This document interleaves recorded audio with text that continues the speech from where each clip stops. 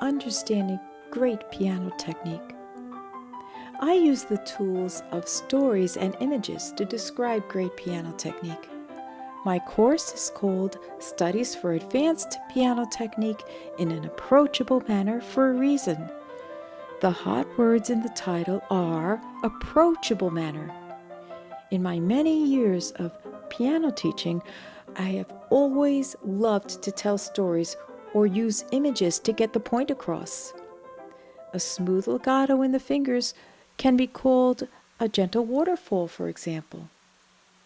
For pieces such as Schumann's Scenes from Childhood, well, it's time to imagine children playing freely without a care in the world. Sure, I could use huge words and go on, but stories and images are fun and easily understood. I see it as the images build a connection of the world around us and our life experiences. This study is meant to be a musical approach in the real world for real people who love to make music. If we focus on understanding technique with an emphasis to turn on the whole body so the music flows through us, our technique will become a natural reflex. Then we can go on that journey of stepping outside of the music making as we listen deeply to the piece that we are playing. After all, a great musician is a great listener. With our technique understood, we can reach for the purpose of the piece that we're playing, and the flow will happen naturally.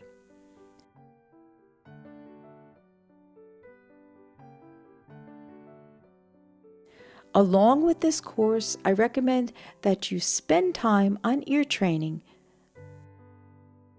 As pianists, we let our instrument do the singing for us. However, if we sing and play our intervals, sing an interval and then play it, sing it and then play it, it does wonders for our listening. It fires up the brain so that we listen deeper. We produce the note inside of us, and we become even more comfortable producing that pitch on the keys.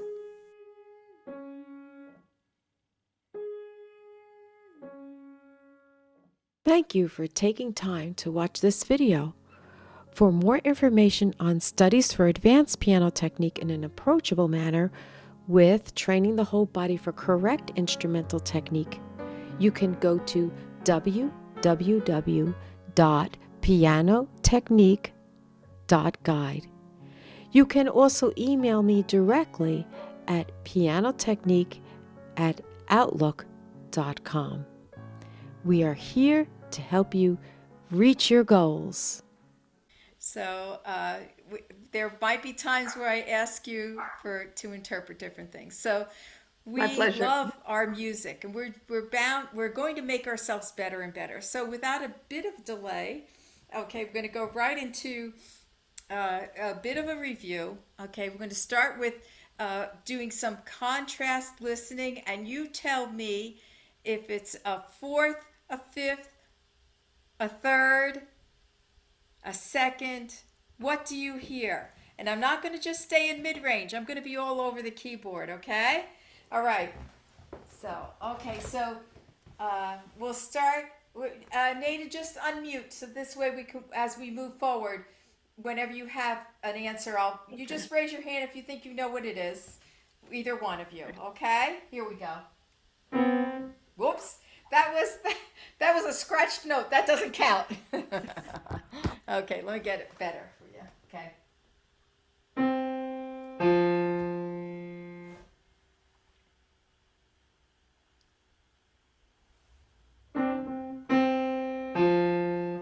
What do you think that is?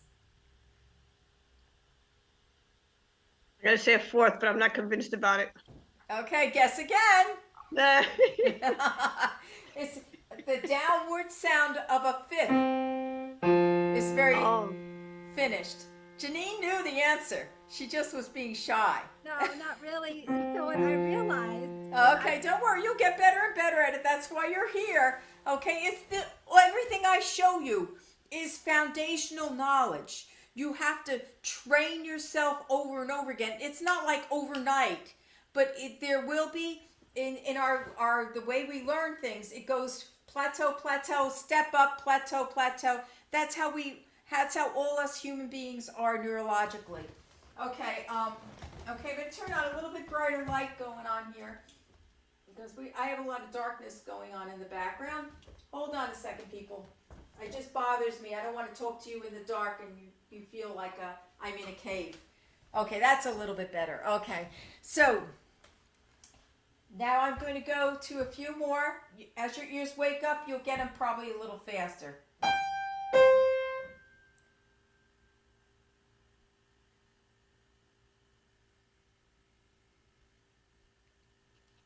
Don't worry about getting a mistake. Just guess. Third, major third. Okay, here's the major third.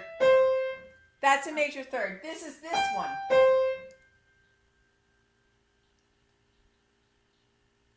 Here's the third again. But I did this. Again, a perfect fifth. It's another perfect fifth. That's right. Listen to how hollow it sounds. You hear how hollow that is? These are all fifths. Okay, now I'm going to do a few more. Let's see.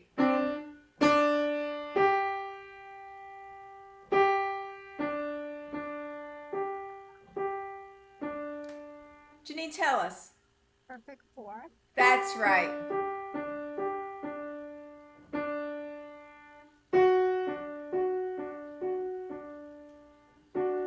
Here comes the bride. It gives it away. So what is it? A third or a fourth? Here's the fourth. Do you hear the difference? Okay, so that's, listen to a third going up the keyboard. You see how the third sounds? It's very sweet. Okay, here comes a few more that are challenging. Okay, and these are the two focused intervals for the day.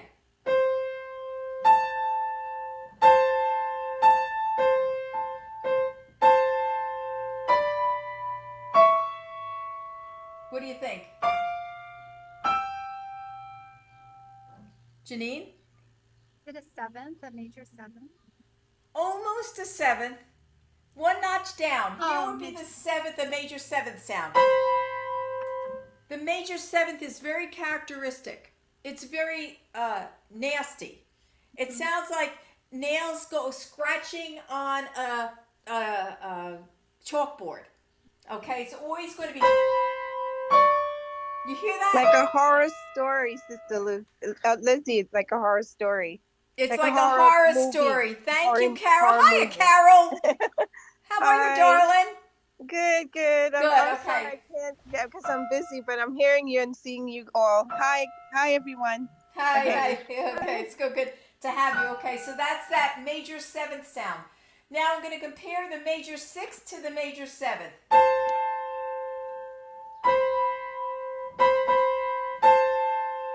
Can you hear it? Now I'm going to drive you crazy because now I'm going to do a combination of two intervals. Okay? Let's see.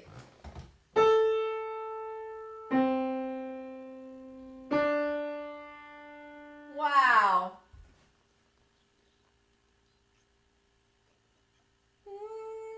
Sing it with me. La, la, la. La, la.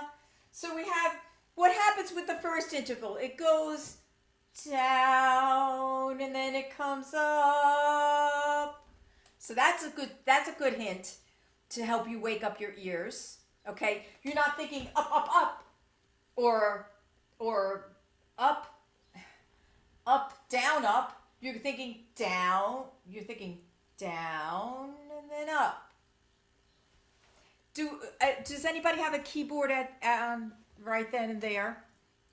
Who has a piano? I can move to my piano. Okay, good. Move on over to your piano because we're gonna, like I said, playing the piano keeps you humble, and I don't want to put anybody on the spot, but this is how we first learn how to wake up our ears. It doesn't matter if you crash and burn and fall to the ground on this. It's supposed to be very hard at first, but it will get easier and easier and easier. This is what ear training is all about. It's waking up your ears. Lizzie, would that be 612? I'm just singing it, but it sounds Yes, like a that's right, 612. Carol. You have an incredible ear. Carol got the answer. Very good. Excellent. Excellent. Here, what was it? It's a sixth, and then you go to went to the tonic, making that the tonic, and then came up 102 a 2. There's something special about Carol. Everybody needs to know. Carol has a history. She's trained as a classical pianist and was a piano teacher years ago. Now she crossed over. Maybe how many years is it? Like 10 years ago now, Carol.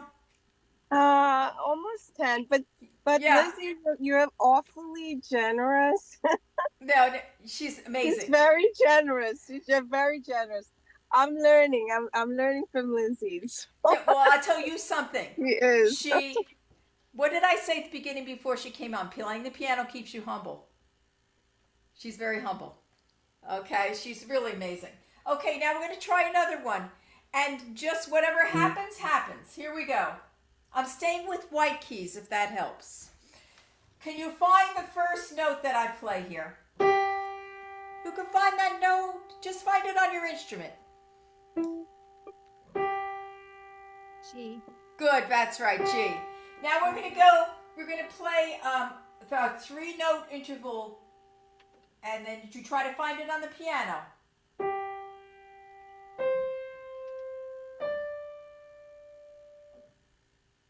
I'll do it again.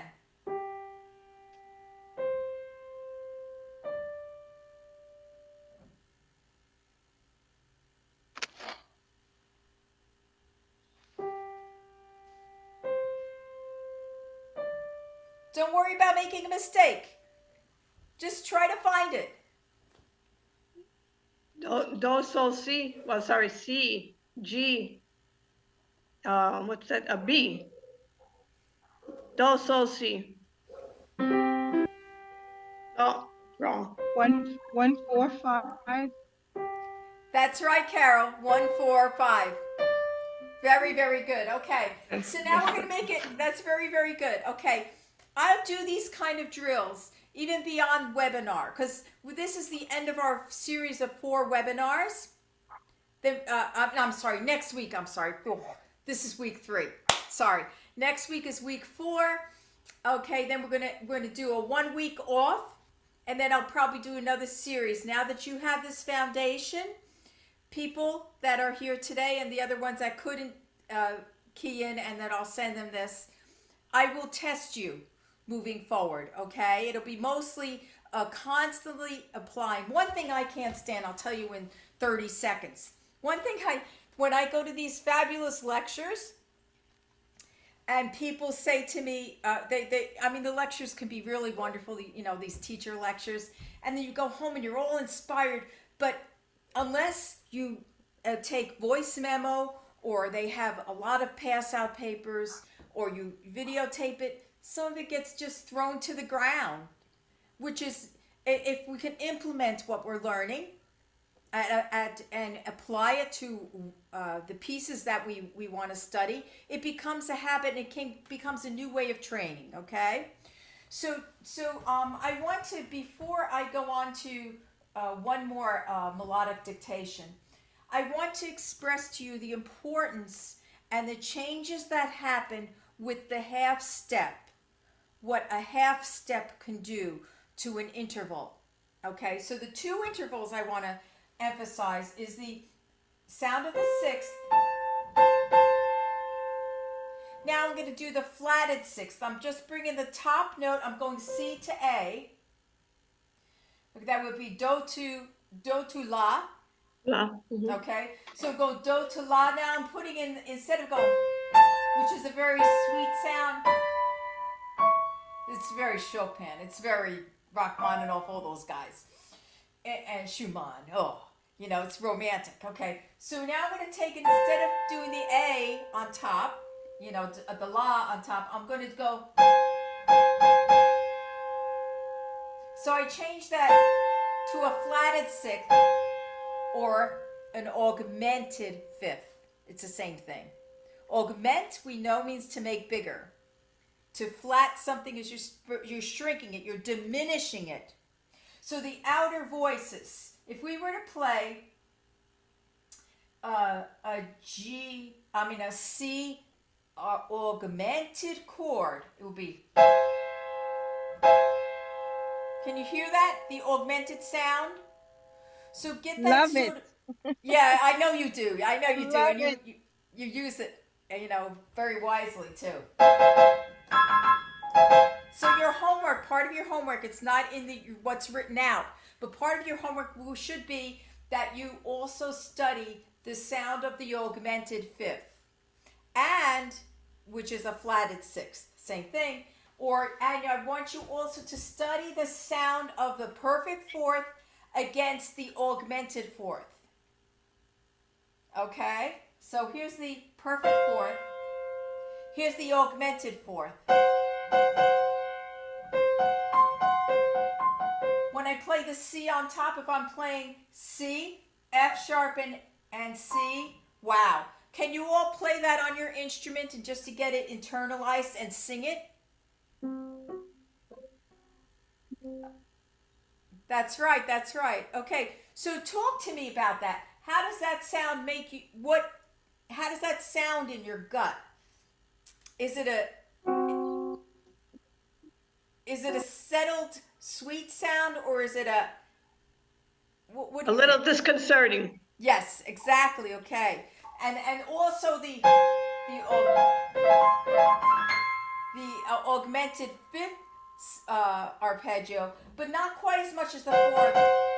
That one, I guess, has to do with the sound waves going back to the color wheel of sound. Okay, so let's go down to actually starting implement today's entire plan for today is we did the warm up already, okay, and we did the effects of the minor second the interval of, actually we did the flatting or raising a minor second sound, okay. So we did the augmented fourth, which is also the flatted fifth. We didn't do the flatted seventh, but we did the flatted sixth, which is the augmented fifth. Okay, I spelled it out a little differently there and didn't even. I will put that in the new documentation that we did the augmented fifth. Okay, but not right now. I don't want to stop because I have so much. These first minutes of the class is always the hardest for me because I have busting with information. Okay, so now we're going to go quickly for step one. This is more or less still a review, but then starting step two, we're going to really break things down. So we know for step one, we had to look over a score of music to focus on the melodic, the harmonic, and the rhythmic journey. We look for patterns and repeats in the score. We look for purpose, mood, and the image of or message of the piece. Do you all remember that? And that's sort of ingrained in you, internalized? Okay, good. And Carol, I will send you, did I send you this the last week's material? I don't think so. Okay. I didn't by email. I didn't see it. I will send it to you Yeah. along with all Yeah. the people that can't make this time. Okay. Okay, Thanks. so no problem. I'll make sure of that. Okay, now today we're going to learn how to memorize a melody and really get it internalized using ear training and memorization tactics. So I have over here a book that I had this book had it years ago, maybe about 8 years ago, and then I loved it so much. I kept on buying it and giving it away, giving it away, giving it away, till I didn't have one in my house. And then yesterday, or the day, it was the day before, because yesterday I actually got the book in the mail.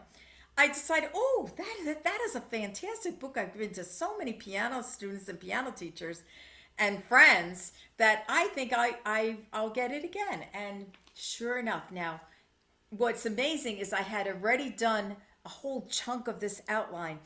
And then I just opened up the book. It's like, these things are just meant to be.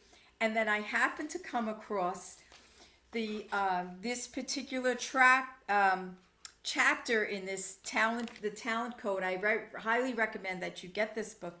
Are you familiar with this book, Janine? You would love it. You would love it. Nada, you would love it. Okay. Carol, you would love it. I mean, it's really an amazing Okay. book. Okay, I'll look into it. Yes, I'd love to purchase it. Yes, yes. Definitely. So anyway, this book, it explains that there's more to talent than meets the eye. I mean, people think some people can just play the piano or an instrument, and some people just can't. Well, just generally speaking, anybody can play an instrument if they apply the right techniques. Anybody can memorize, unless you have something seriously neurologically wrong with you. Seriously neurologically wrong. That it might be a little bit too difficult. And it's easier for some people to memorize than others, and that's nothing. It's just a matter of how you approach it. So anyway, this book is an expose on one of this chapter here is the 3 rules of deep practice, which you will see happens to be what was in my outline to begin with, which is like so cool. Okay, so this person, Daniel Coyle, is saying, he's talking about a special camp where very great musicians came out of using this camp back in the day. It is called Meadowmount. I'm going to skip around a little to not take too much time, but I need to make this point. Meadowmount, however, is defined by the camp's storied alumni, Yo-Yo Ma, Pinchas Zuckerman, Joshua Bell, and Yitzhak Perlman, which are the greatest of the greatest virtuosos as far as stringed instrument people. But this book crosses for all instrumental people. Okay, he says, by a simple equation, at its core, by a simple equation, there has been the school's de facto model. In 7 weeks, most students will learn a year's worth of material, an increase of 500% in learning speed in a matter of what would be a year's worth of material. They would learn it in like 7 weeks, the summer camp.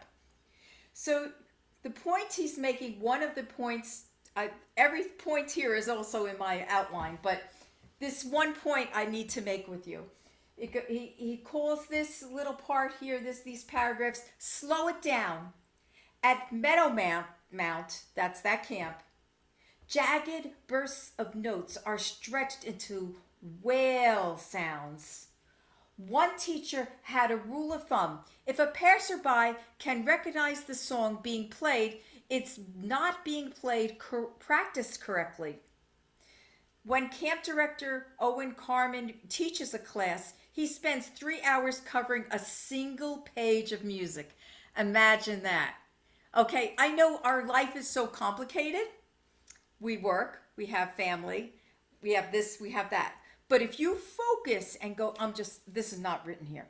If you focus and go super slowly, it's amazing what you can accomplish in one practice session.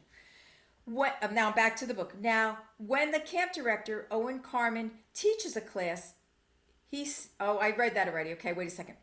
New students are surprised at the seemingly glacial pace. It's 3 or 4 times slower than they've ever gone.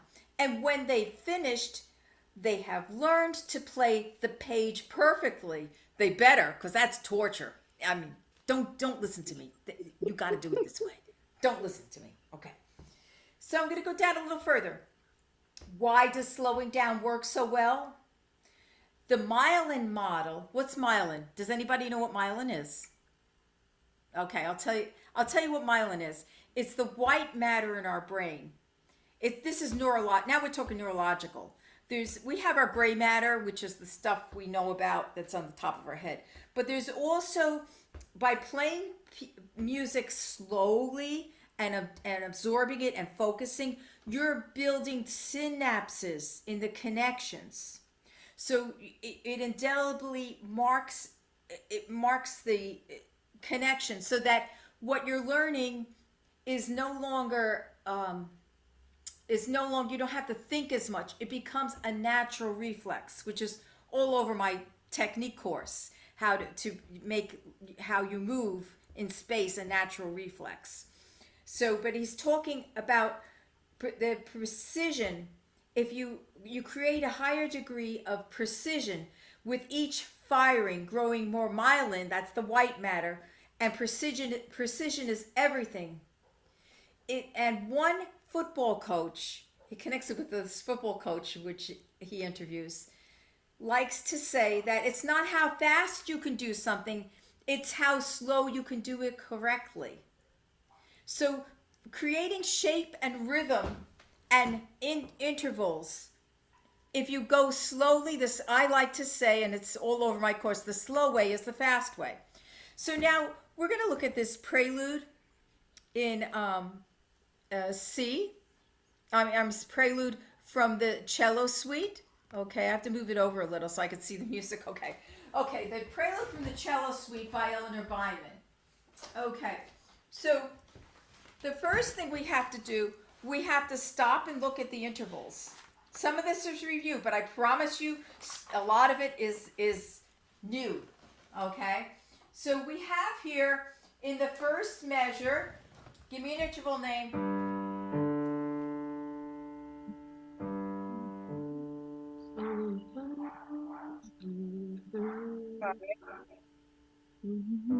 5. Perfect That's right. fifth. See, Carol's ears are unlocked, people.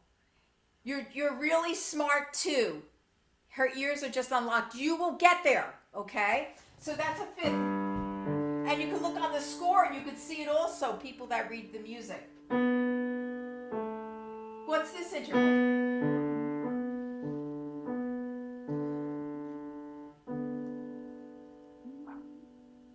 If this is a fifth, what's that? Is it bigger when I'm playing or smaller? It's bigger. So, Bigger. Janine, guess. What is it? So it's a 6. That's right. It's a sixth. Okay. So, playing that first measure.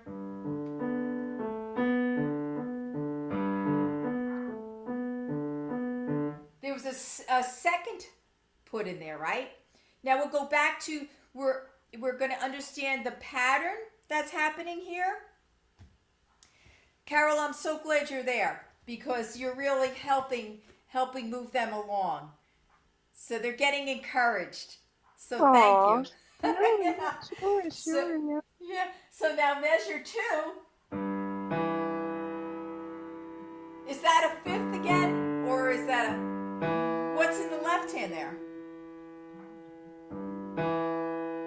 Is it bigger or smaller? Bigger. Bigger, that's right, Bigger, Carol. It's it's bigger. So Yeah. what do you think it is, Nada? If it's not a fifth, it's a 6th. it is. Okay. Yay! There we go. Okay, now I'll tell you that's a sixth. That's a second. What's this one?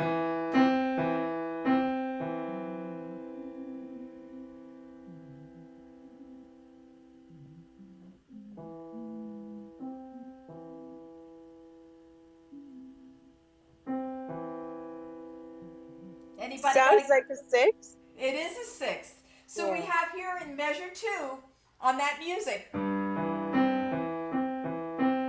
So we look at it 2 ways. We look at it, we have a pattern here. Okay.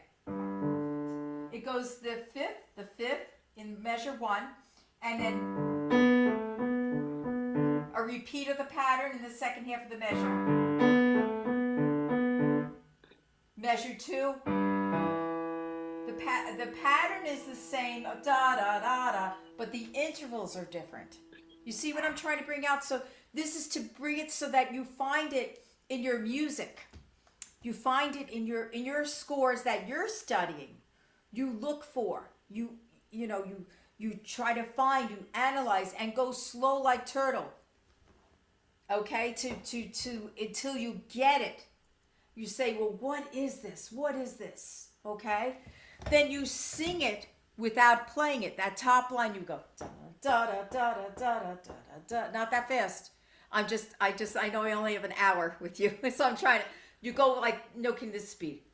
Da da da da da da da da. You get the idea? That's how slow. Even slower. Whatever makes it so that you can tell when you're learning something. Can't you tell? You could tell when you're zoned out and you're just like over in England somewhere instead of thinking about your music, I smell my meatballs going and they're I could tell I got to go in there and stir them. You know what I'm saying? Yeah. Yeah. And everybody that knows me is I got a pot of sauce going all the time. So, Yep. right?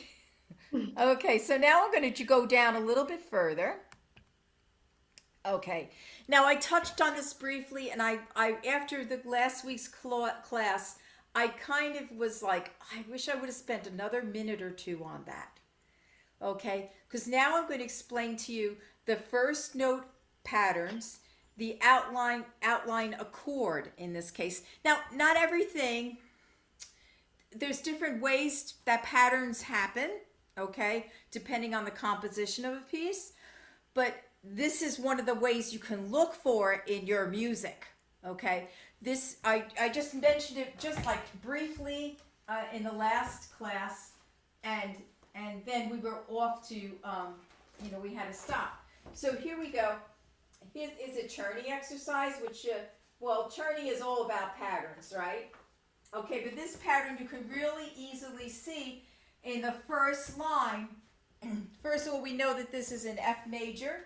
You can see that it has one flat in the key signature. So we have here for the first note in each pattern, for the first line, it's the C, F, A, C. So tell me what chord that is. See the pattern there? The F chord. Yes, it is an F chord. That's right. It's an F chord in inversion. So then everything else that's following that pattern, it goes up. Goes up a fourth, up a third. All those notes in between are not that's not the driving force. The thing that's driving the car is that first note, da, da, da, da. So you look for that in your music, okay? So That's everything else, that's the driving force. If you look at line 2, I don't want to beat a dead horse because I think you got it already. If you look at line 2,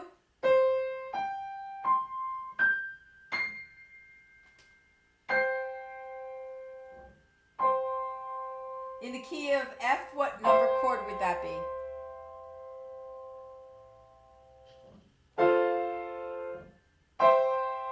That's C. That's right. That's a C chord. Right. Honestly, Carol's ears are unlocked. That's why she's getting it. Okay? So let her lead us, okay, whenever you have to. You're going to get just as good as that. Okay? So that's right. It's a C chord. So the second line is... Do you see what I mean? So we've, in those 4 measures, that's what I'm talking about, just the first 4 measures. We have here the 1 chord, and then he goes to the 5 chord. Then he goes stepwise down for the rest of it. But it's always, he's really doing...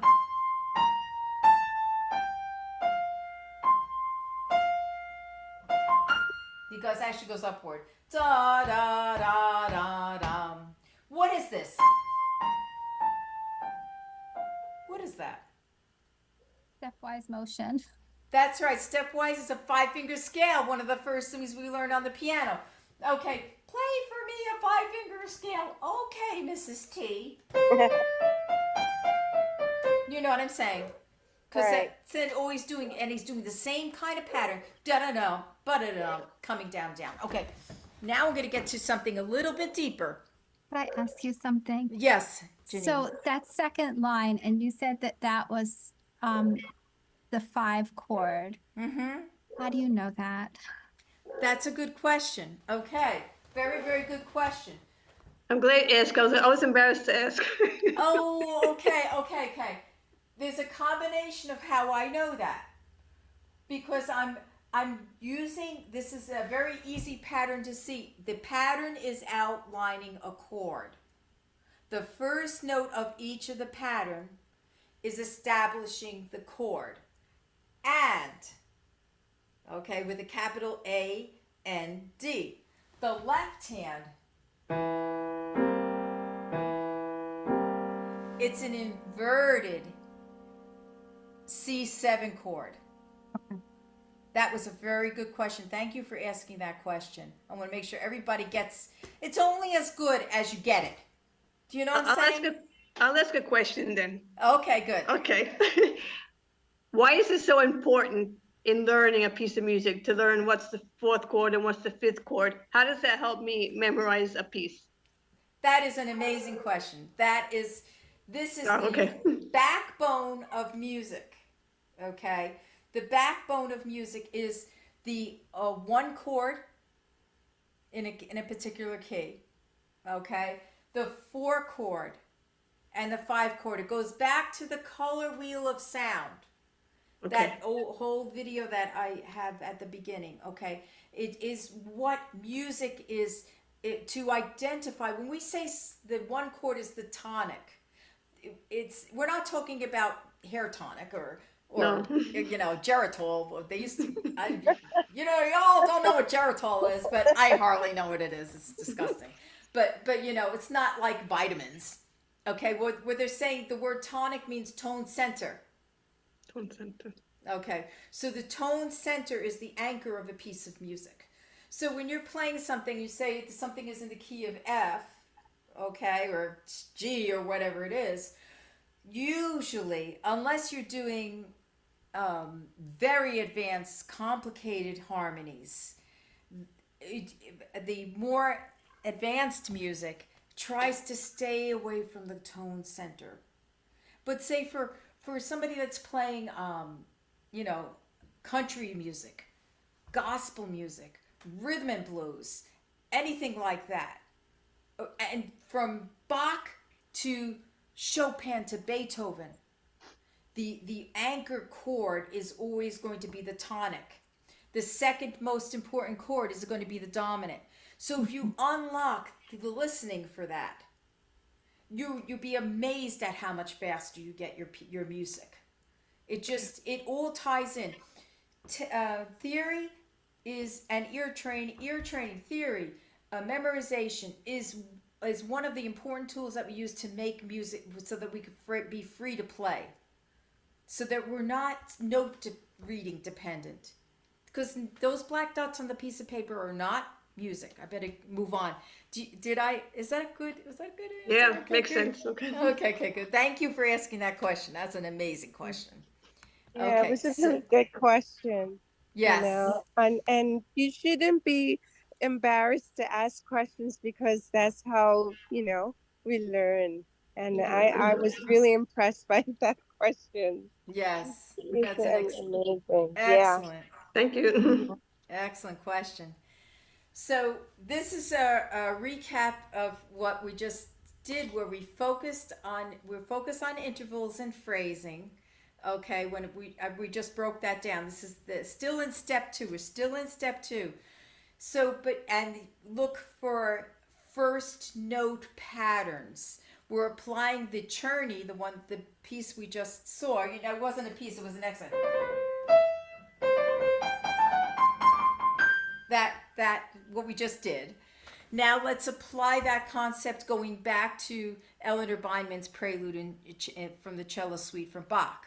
Okay, so we're looking at here, we have here in the first measure, I'm trying to bounce back and forth so everything is very well understood.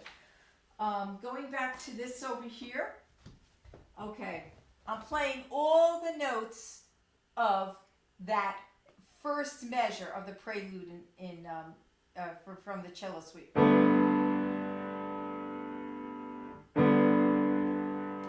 Now I'm going to leave out I call it a color note, the A in the middle.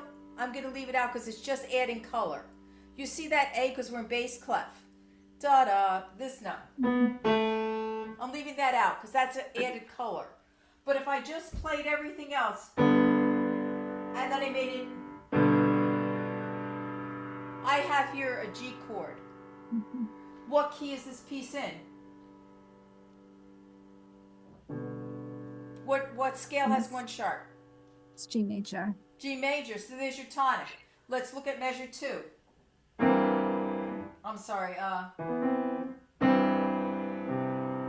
kept G in the bass, but the chord is, if I left out that color note, that note, I left out the B, and I just played the other, I have here a 5 chord, measure 2. So that what I'm doing here is I'm listening for it. He's adding, this is just a color note, adding the C sharp. I'm not talking about measure 3. And then he's going to resolve it back to the C chord. Actually, he's resolving it to the G. So what all he's doing here is what we just said before, the 1 chord to the 5 chord to the 1 chord. Hold on there, I'll show you more. I have more to show you. Let's go down a little further. Okay. Now, we're going to talk about studying Chopin's compositions, Brahms. This is very, very common with Beethoven. You know, more than say Bach is more like straightforward patterns. But we have to increase our concept of how to study Chopin's compositions. Now, Chopin loved Bach. And he always had, it's very common, mostly always had, I'm saying mostly because what if it's 99 and 9/10% pure, you know? But as far as I know, I can't think of a time when, well, there is a few times maybe, where there's not a secondary melody in the bass note of a particular piece that he's writing. Okay? So we like to, because he loved Bach so much, it's actually a form of counterpoint that happens. So when we study Chopin, we always study the left hand first. Did you know that, Janine? I play both hands separately. Yeah, I mean, it's a process. Okay. It's a process. But what I was thinking when you were talking was, so, you know, I'm working on the preludes, the Chopin preludes. And so the well-tempered clavier, you know, how it's all based on every note in the scale, you know. And so he did the same thing with the Chopin preludes. So anyway, that was just what I thought which of that. prelude are you working on? I'm working on the first and the third one. Ooh. Oh, wow. Yeah. Wow, you're brave. The third one is a little monster. But anyway. Yes. You'll get it. Off topic. Okay, no, wait, that's actually on topic. If you want to bring one of those pieces, which is actually what I'm going to mention at the end of this class, but if you want to bring one of those pieces, if 8 measures of that to the next class, and you don't even have to play it. No, I would never put you on the spot if you're not ready. It's fine. I'd love to play. I don't have any opportunity to play for anyone, so but I'd love to analyze just 8 measures. Okay. Which one do you want to focus on? Number 1 or number 3? You could text me. Yeah, I'll text you. Yeah. I think, yeah, there's more layers in the first one. Mm-hmm. I agree. The third one is more straightforward, so probably easier to analyze the third one, harder to Okay. analyze the first one. But Okay. I'll text you. Okay, you text me and then you just let me know. Okay. Okay. So this particular piece that I'm going to share these concepts with is the B flat minor nocturne by Chopin. Now, there's things that are happening here, okay? First of all, we have to study left hand first, as I just mentioned, okay? I find I memorize Chopin much better and I'm more secure in my memory if I know where my left hand is going, where the first note of the set of whatever's happening, of that beat. Okay, so we have here in the nocturne, we have here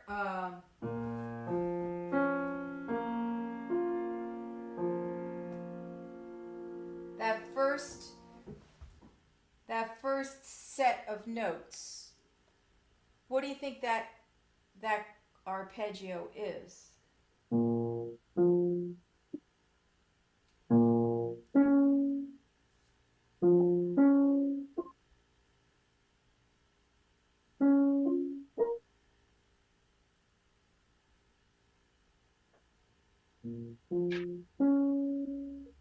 You mean in terms of whether it's a tonic or like? Yeah. If it's I thought it was a tonic. I'm not in front of the piano, but it sounds like yes. it would be the tonic. Yes, it is the tonic. Okay, that's why it's a perfect example of, it's amazing how uh, one question leads into this. It's amazing. This is such a wonderful group we got going here today. So it is B flat minor. Okay, so you have to know that as soon as possible. Figure out how you're going to get there. Think of the intervals. And try to make sense out of it, knowing it's B flat minor. Then what happens in the next set of beats? Okay, it's in 6/8 time, so the B flat's still happening in the bass. But what's that part mean?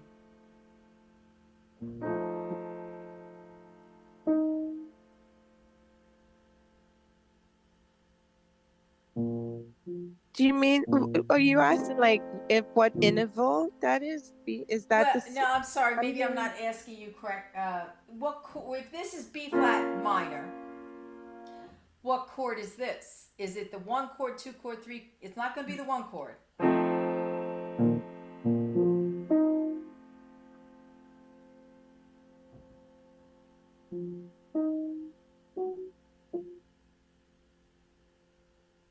Is that the 5? Da, da, da, da, da, Yes, it is. It's 5. the 5. I'm hearing 5.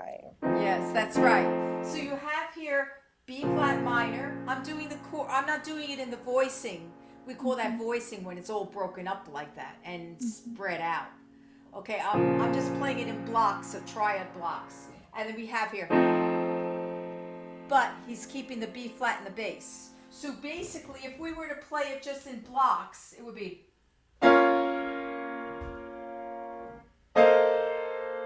You hear how beautiful that is? Okay, I'm playing the 5 chord and I'm keeping the B flat in the bass. That's called a pedal point. We use it all over our music, okay? So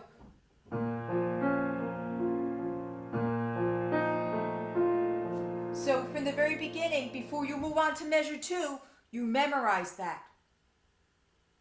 This is how go ahead. Sorry. So you're actually, another ignorant question. You're actually finding the chord in each measure there. Yes. In each. Oh, okay. I'm getting it. Instead of breaking it up into individual notes, you're finding the chord. Yes, it's not note-wise playing. That's what we're trying to get away from. We're trying to get, if you understand, you analyze it. This is what Dr. Mazurek did for me, my teacher, my composer teacher. He maybe, oh, okay, you're a classical pianist. You want to play, in church, just improvise and play gospel music? Well, okay. Boy, was it hard. Boy, was it hard because I'm always thinking notes. I'm not thinking composition enough. I needed that training. That was So interesting. Yeah. And then going to measure number 2, where there's left hand notes, right? And then it goes to the next part is the still B flat, right? Minor. So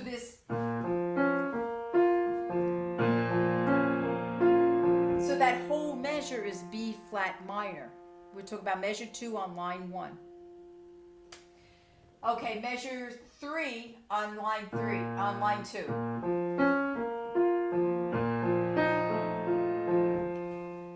Talk to me. Is that repeated? Where's that repeated? Where is that left hand repeated? First measure. Right. So what you're doing here is you're finding what's the same, what's different. It's all over my technique course too, but in different ways. Okay. So then we go for the first 2 lines. It wouldn't be hard to memorize that. Back to B flat minor 2 times, right? B flat minor, the dominant F7, right? And then back to B flat minor. It's established. Okay? So, would you like to learn a little bit about the key region for the next part? The key? The key region. I'm going to throw this out in like 1 paragraph and give you a taste of this. Okay. Okay, we have here B flat minor, dominant, back to B flat minor, B flat minor, dominant again, B flat minor, B flat minor. Now we're in B flat minor. What's the relative major of B flat minor, everybody? I have my cheat sheet here. That won't help you. Flat, E flat. Oh no. Okay. Would you say? F, B flat, E flat, A flat. It's D flat. Yes, it is D flat. Check out what happens here. Okay, so the next line, just so you get a taste of what, I'll go more into this next lesson. Okay, but the next, wait, let me back up a little bit. Okay, now we're in the relative major key region of B flat minor. He goes from the D flat chord, and then he goes to the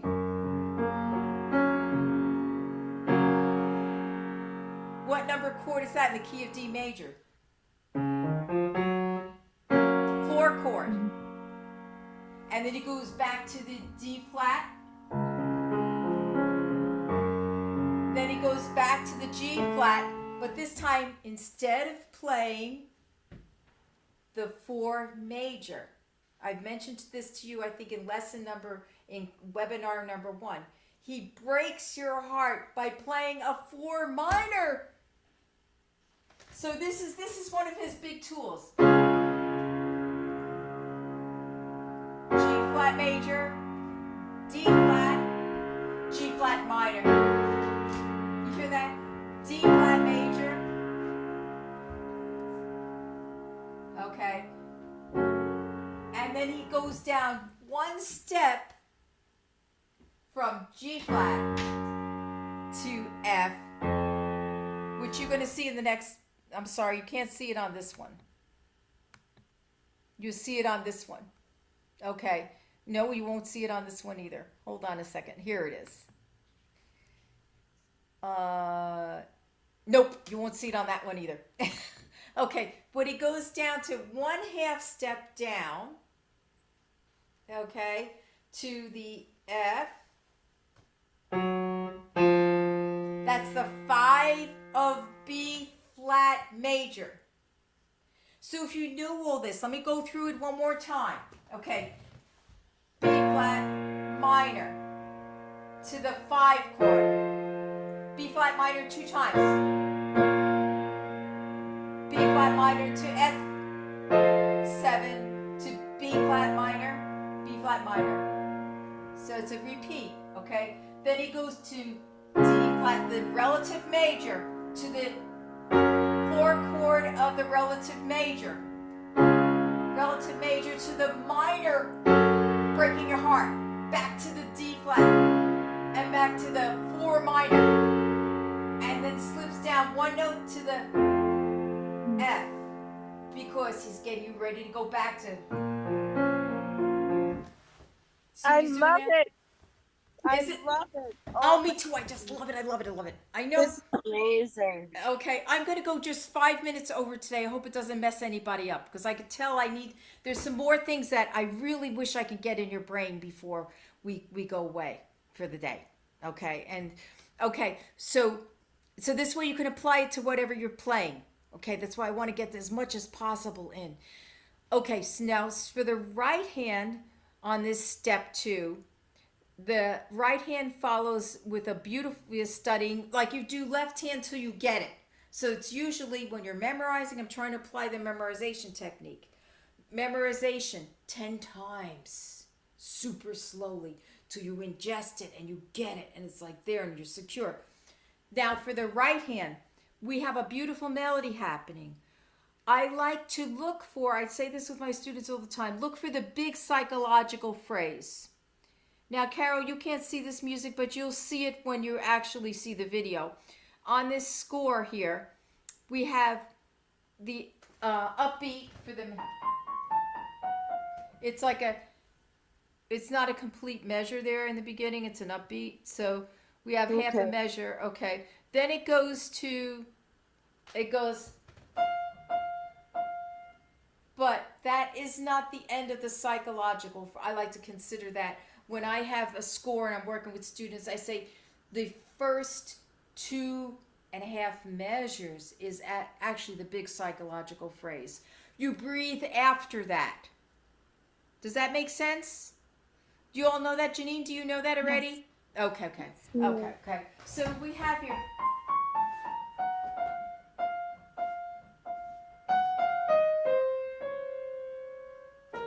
Then you breathe, okay? Once that is memorized and that's internalized, you try to find it in what we call the melisma coming up next. The melisma it starts in halfway through that measure and spills into all of measure, it's 3.5, I guess you would say 2.5 to 3, okay? So basically when you're finding a melisma, you find where it begins and where it ends, and you try to match it up. Now this is 11 against 22 against 12, so it fits in between. Okay, a lot of people freak out over that, but you got to realize if you know your left hand and your left hand is just moving and you understand it's going from one chord to another. I know Nate is shaking her head like, what is she talking about? Okay, this is a melisma.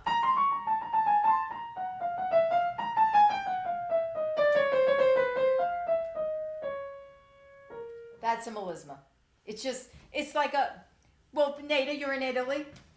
You know when a good Italiano really sings something, Exactly. you know how they do. That's what's a melisma. That's how I like to think of a melisma. It's like finding the notes in between. But you have to remember when you're looking for it, that's how it starts. But this is how Chopin does the melisma. And then he goes into that spilling of notes. So when you have a melisma, how do you memorize a melisma? I'm glad you asked that question. You're so full of questions. Okay. How you analyze it is that you find in measure 3, you have here you have here chromatic. You analyze it chromatically. And you say, oh, there's a chromatic thing happening in the middle there. In the bottom. Chromatic means one note after another with all half steps.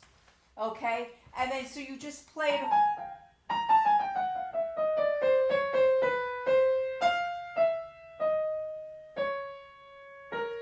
find where it's going to match up. Measure 3, which is, well, I guess 1, 2. We won't count the half measure. Measure 2 has that. Measure 4 has it also. You see, that's how you find where it's the same. You match everything else up. Okay. We'll talk more about it further going down. Okay. Now I know we have to close very soon, so I might leave this for next week. Okay. But I would like to put this in your assignment. Would like you to listen to and try to find the score. You can find this anything on YouTube these days. The score for the C minor impromptu, Opus 90, number 1. Back in the day when I was like 11 years old, I learned all the nocturnes, the Chopin nocturnes in 1 year. How did I do that? I didn't have a very good teacher back then. So what I would do is, she would just say, "Oh, that's great, Elizabeth. That's great, Elizabeth." I appreciate the niceness, but no. I needed a lot of smacking around. So what I find really helps is just take the score. Even Nada, you can do this even though you're new at piano.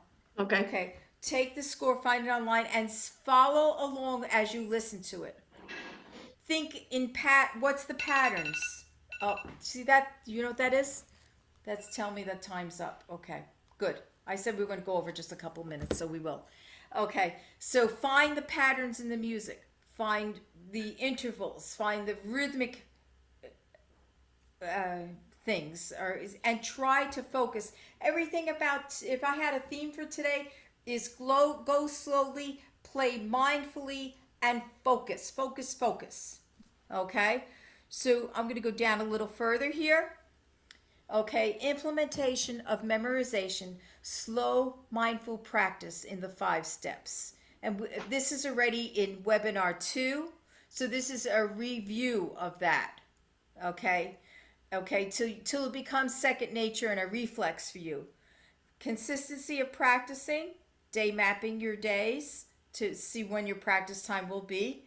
It's different every day of the week. Slow practice, which is I'm not going to be a dead horse. I don't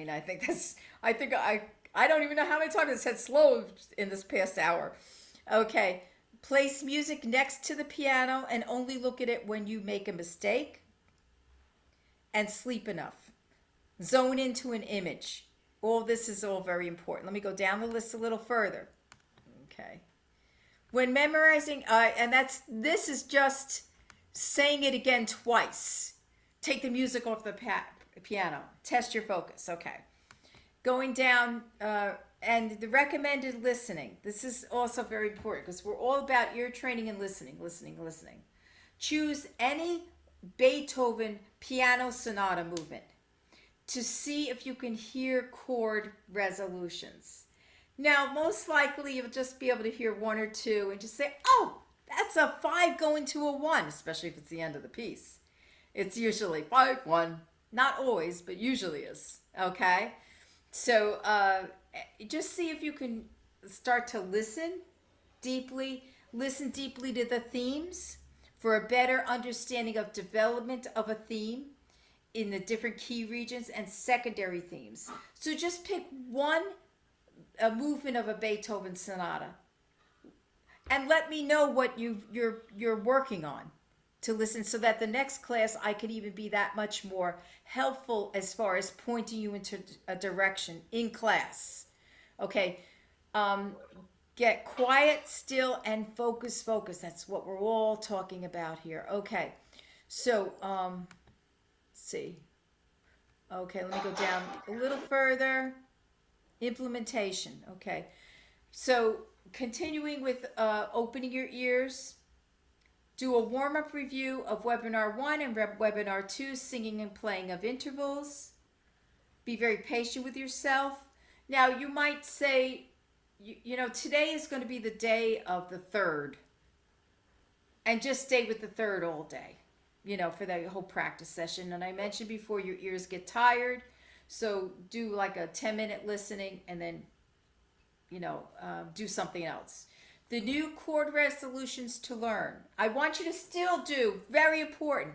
I have a very, very special musician friend, and I used to work side by side with him in a music school. And Carol, you know who I'm talking about, our friend Kevin. So Oh, okay. yeah, I would hear Kevin practicing in between students. Sometimes there'd be a 10-minute break. Yeah. People are late or people are whatever, or don't Right. show up. All Kevin would be doing during that time, now he's a fabulous, incredible pianist. He would be doing 5-to-1 chord resolutions. Wow. He would spend like 20 minutes doing that, or half Wow. hour. He would just do that, and that would be it. So he'd be thinking of G to C, C to F, F to B flat to E flat. You know what I mean? That's all he would do. He would do it in arpeggios. He'd do it in rhythmic Wow. patterns, and that was it. Mm. And we think of him as one of the all-time greatest, right, Carol? Yeah. He's for incredible. sure. Yeah. Yeah. So next week's lesson, webinar. I hope you can all make it, and I hope the people that couldn't make it today can make it for next one, because it's going to be more implementation. I'll really get into that Schubert piece that's there that I want you to listen to. I'll really get into pulling that apart with you. Bring your piece that you would like for me to analyze with you. Let me know during the week what it is so that I can sort of map out if there's something about it that I can put into this webinar. Okay, and you only have to find 8 measures. Still do your sing and play of interval warm-ups. You can share your findings in class, okay, and questions. Next week is the conclusion of the 4-week series. We will address loose ends, along with diving into other concepts important to helping you experience a more fulfilled music making experience. Also, I invited a few special guests who will be joining us. Hopefully, that's why I tried to make it 9:30. That's 9:30 in the morning, people. I should say amen there, a.m. there. So yeah. So by all means, if you can make it for that, make it happen, because it's one of the people that I'm inviting is actually in Germany. So I want to make sure that she can make it she's a teacher in Leipzig. So I want to make sure that she can make it before she has to go to the conservatory. All right, people? And then the other person is just very special surprises I got. Okay? Going. All right? Thank you. Thank Great. you. Great class. Awesome. Thank you. Oh, so it was wonderful. Is there any last question before I hang up? No? Okay. No. See you Thank you next for a week. great lesson. Okay, Yeah, great. great. Really great. Very informative. Good. Yep. Love you all. And we'll see you Bye. next week. Love you. Thank you. Okay. Amore, amore. Amore, amore. Take care, everybody. Bye-bye.